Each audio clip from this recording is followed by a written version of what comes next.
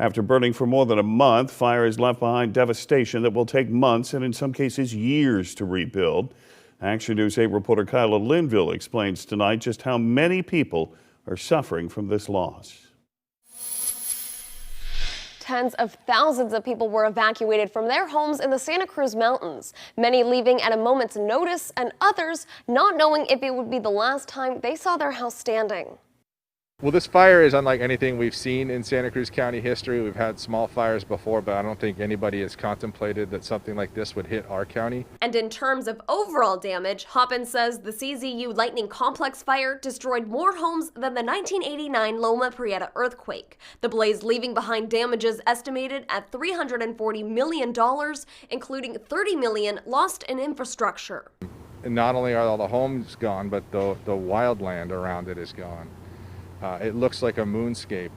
It's been stripped of color, it's been stripped of foliage, it's been stripped of life. A little over 1,200 people in hotels. A little over half of the number that are in hotels are out of county, largely in Santa Clara County. We'd like to bring those people home. Not only are there concerns about landslides this winter, but the fire itself, Hoppin says, will continue to burn well into next year. We do expect to see little flare-ups, smoke, things like that for months and months to come.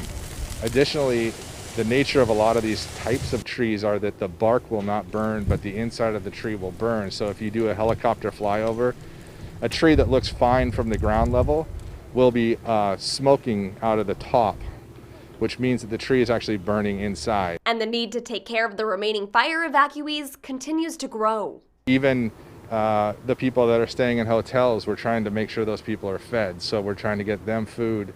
We're lining up different vendors to do that, and a lot of people have donated their time, their money, and their efforts towards this. There's a lot of needs as the rebuilding process goes forward that will need to be met in the coming months and years. There's a long road ahead for those looking to rebuild, and some residents may not be able to do that, forcing people to leave the area completely. As for the overall cost of rebuilding homes, Hoppin says it will likely be greater than the $340 million that were lost.